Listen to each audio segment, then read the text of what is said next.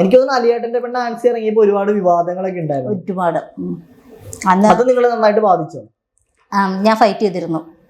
കാരണം എനിക്ക് അതിനകത്തൊരു ഇത് വന്ന് ഞാൻ കൂട്ടിക്കൊടുപ്പുകാരി അന്ന് വരെ കമന്റുകളാണ് വരുന്നുണ്ടിരുന്നേ. നമുക്കറിയായിരുന്നു ആ ലൊക്കേഷൻ വീഡിയോ ഫുൾ എൻ്റെ കയ്യിലുണ്ട്. അതെന്നെ 24 മണിക്കൂർ ഷൂട്ടായിരുന്നു. ഇടയ്ക്ക് വിശ്രമമൊക്കെ ഉണ്ട്. ഒരു വീട്ടിൽ തന്നെ ഒറ്റ ദിവസം കൊണ്ട്. അപ്പൊ മൊത്തം ലൊക്കേഷൻ വീഡിയോ ഞാൻ ഉണ്ടായിരുന്നു. ഞാൻ രാവിലെ മുതൽ പാക്കപ്പ് വരെ ഉണ്ടായിരുന്നു. എല്ലാരും വിട്ടതിന് ശേഷം ഞാനും പോകുന്നത്. കുറച്ചുപേരെ ഞാനാണ് എന്റെ കാറിലാണ് കൊണ്ടുപോയി വൈറ്റിലെ ഭാഗത്തൊക്കെ ഇറക്കുന്ന, സ്റ്റോപ്പിലൊക്കെ ഇറക്കി വിടുന്നത്. അപ്പൊ ആ വിവാദങ്ങളിലൊന്നും സത്യമില്ല എന്നാണ് പറയുന്നത്? സത്യമില്ല. അതെല്ലാം കരുതിക്കൂട്ടി പ്ലാൻ ചെയ്ത് അവര് തമ്മിൽ ചെറിയൊരു എന്തോ ഒരു ഇതുണ്ടായിരുന്നു. അതൊരു ഫ്രണ്ട്ഷിപ്പ് ഉണ്ടായിരുന്നു. പക്ഷെ റീച്ചിന് വേണ്ടിയെന്ന് ഞാൻ പറയില്ല. അവര് തമ്മിലുള്ള ഒരു ഇഷ്യൂ ആണത്. ഇപ്പൊ അവര് അതിനകത്ത് അഭിനയിച്ച നായികനും നായികയും, ഞാൻ അവരുടെ പേര് പറയുന്നില്ല. എനിക്ക് തോന്നുന്നു ആ ഒരു ഇഷ്യൂ നിങ്ങളുടെ ലൈഫിലെയും നല്ലപോലെ ബാധിച്ചില്ലായിരുന്നു. പുറത്തിറങ്ങുമ്പോഴും പിന്നെ എന്റെ വീട്ടുകാരൊക്കെ ചോദിച്ചായിരുന്നു, നീ കൂട്ടുപ്രതിയാവുമോന്ന്. അങ്ങനെയൊക്കെ ചോദിച്ചിട്ടുണ്ടായിരുന്നു. ഇനിയിപ്പോ ഒന്നും കുഴപ്പമില്ല, എങ്ങനെയൊക്കെയോ കട്ടടങ്ങി കുഴപ്പമില്ല. പിന്നെ എനിക്കറിയായിരുന്നു സത്യം എന്താണെന്നുള്ളത്. കാരണം എന്താ വെച്ചാൽ നമ്മളിതെല്ലാം കൺമുന്നിൽ കാണുന്നത്. അപ്പൊ അതിനകത്തൊരു ഇതില്ല. പ്രതികരിച്ചിരുന്നു അതിനെ പറ്റിയിട്ട്? ഞാൻ പ്രതികരിച്ചിട്ടുണ്ടല്ലോ. ഞങ്ങൾ ഒരുപാട് വീഡിയോ ചെയ്തിട്ടുണ്ടായിരുന്നു. അത് കഴിഞ്ഞ് ബ്ലഡി നൈറ്റ് എടുത്തു കഴിഞ്ഞപ്പോ പിന്നെ ഒരു അല്ല, ഞാൻ എടുത്തു മാത്രമേ ഉള്ളൂ. അതായത് വിതരണം നടത്തി. ബ്ലഡി നൈറ്റിലും ഇതേപോലെ തന്നെ ഒരു പുറത്തുനിന്ന് ഒരാള് ഇത് പീഡനമായിട്ട് വന്നു. ഞങ്ങൾ അറിയമില്ലാത്ത ഒരാള്.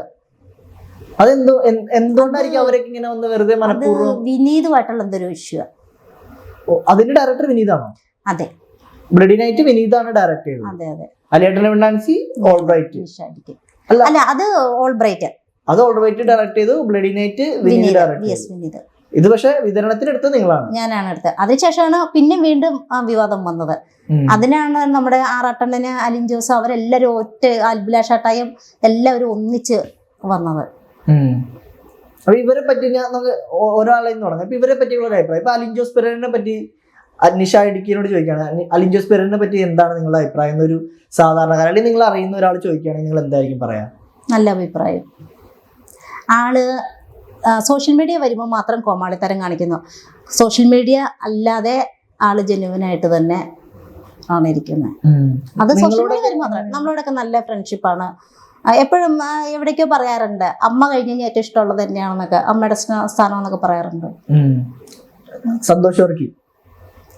അണ്ണനായിട്ട് അങ്ങനെ വലിയ ഇതില്ല. ആ കാണുമ്പോൾ ഉള്ള സൗഹൃദം. പിന്നെ അണ്ണന്റെ വീട്ടിൽ പോയി 1-2 തവണ. അത് അണ്ണന് വനിതാ തിയേറ്ററിന്റെ വിഷയമൊക്കെ വന്നപ്പോഴുള്ളൂ. അല്ലാതെ എങ്ങനെ അണ്ണനായിട്ട് വലിയ കമ്പനി ഇതൊന്നുമില്ല. അഭിലാഷാട്ട എന്ന് പറഞ്ഞാൽ ഈ ഫിലിം ഫീൽഡിൽ വരുന്നതിന് മുന്നായിട്ടുള്ള ഒരു ബന്ധമാണ്, ഒരു കൂട്ടാണ്. അത് എൻ്റെ ഒരു കൂട്ടുകാരി ഉണ്ടായിരുന്നു, എൻ്റെ ഒരു ഫാമിലി ഫ്രണ്ടായിരുന്നു. അപ്പൊ അവരുടെ ഫ്രണ്ടായിരുന്നത്. അപ്പൊ അങ്ങനെയാണ് ഒരു ഷോ ഉണ്ടായത്, ഇവർക്കൊരു ഗാനമേള ട്രൂപ്പ്. അപ്പൊ അങ്ങനെ ഒരു ദിവസം എന്നെ വിളിച്ചതാ. അത്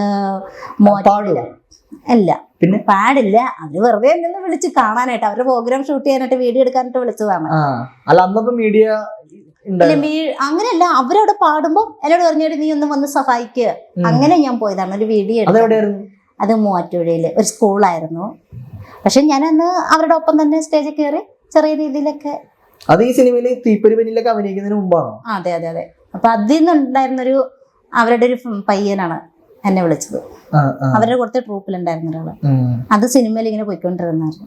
ഇപ്പൊ ഇതുവരെയുള്ള നിങ്ങളുടെ ഈ ഒരു കരിയർ, അല്ലെങ്കിൽ തീപ്പൊരി പെണ്ണി മുതൽ ഈ ഒരു പുതിയ ആൽബം ഇറങ്ങാൻ പോകുന്നു, ഇതുവരെയുള്ള ഒരു പറഞ്ഞ സംതൃപ്തി നൽകിയൊരു കാര്യം എന്താണ്?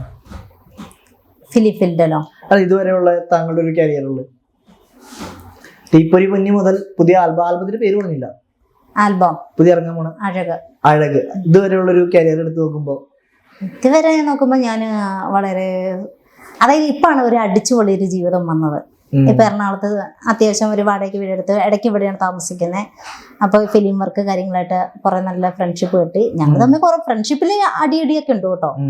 അതായത് നിങ്ങളിപ്പോ ആരെങ്കിലും ഒരു പ്രശ്നം ഉണ്ടാവുകയാണെങ്കിൽ നിങ്ങൾ സത്യസന്ധമായിട്ട് പരസ്പരം, അതായത് ഒരു കല്യാണത്തിന്റെ ഒരു വീഡിയോ ചെയ്തിരുന്നു, ആ സമയത്ത് നിഷ ഇടുക്കി എന്തോ വീഡിയോ ചെയ്തിട്ടുണ്ടായിരുന്നു. അതേപോലെ പല പല പ്രശ്നങ്ങൾ വരുമ്പോഴും നിങ്ങൾ പരസ്പരം അത് തെറ്റാണ് എന്നുള്ള രീതിയിൽ സോഷ്യൽ മീഡിയയിൽ വീഡിയോ ചെയ്യാറുണ്ട്. അല്ലാതെ നേരിട്ട് അലിൻ ജോസിനെ വിളിച്ചിട്ട് അത് തെറ്റായിരുന്നു അല്ലെ വേണ്ടെന്ന് പറഞ്ഞു ഞാൻ സമ്മതിക്കില്ല. അപ്പൊ നമ്മളത് സമ്മതിക്കില്ല. ഇല്ല, അത് സമ്മതിക്കില്ല. പക്ഷെ അന്ന് തന്നെ ഈ വീഡിയോ കണ്ടപ്പോൾ എന്നെ വിളിച്ചിരുന്നു. ഞാൻ ഫോൺ എടുത്തില്ല, 3-ാമത്തെ ദിവസം ഫോൺ എടുത്തത്. എനിക്കറിയായിരുന്നു എന്തിനാ വിളിക്കണമെന്ന്. എനിക്ക് വിളിക്കുന്ന വീഡിയോ ഡിലീറ്റ് അടിക്കാനാന്ന് പറയാൻ എനിക്ക് നന്നായിട്ട് അറിയാമായിരുന്നു. ഇല്ല അത് 1 ലക്ഷമോ അല്ല 5 ലക്ഷത്തിന് മുകളിൽ ആൾക്കാർ കണ്ടതാ. ഡിലീറ്റ് ചെയ്തിട്ടില്ല. അത് ഡിലീറ്റ് ചെയ്യണം എന്തിനാ? പക്ഷെ അത് ഞാൻ എന്ന് പറഞ്ഞു കഴിഞ്ഞാൽ എന്നെ സംബന്ധിച്ച് അത് അംഗീകരിക്കുന്നില്ല. കാരണം അവര് സിൽവർ സ്ക്രീനിൽ വന്നപ്പോൾ അവിടെ വന്നിരിക്കുന്ന അങ്ങനെയാണ് വിവാഹം കഴിഞ്ഞു എന്നും പറഞ്ഞിട്ടാ. പിറ്റേ ദിവസം അവർ പറഞ്ഞിട്ട് ഞങ്ങൾ അങ്ങനെ പറഞ്ഞിട്ടില്ല എന്ന്. പക്ഷെ അവർ ക്യാപ്ഷൻ കൊടുത്തിരിക്കുന്നത് അങ്ങനെ ഇപ്പോഴും കിടക്കും. എനിക്ക് തോന്നുന്നു ശ്രീലക്ഷ്മി എന്ന് പറയുന്ന കുട്ടി പറഞ്ഞിട്ടാണ് ആ ഒരു കണ്ടന്റ് ചെയ്തത്.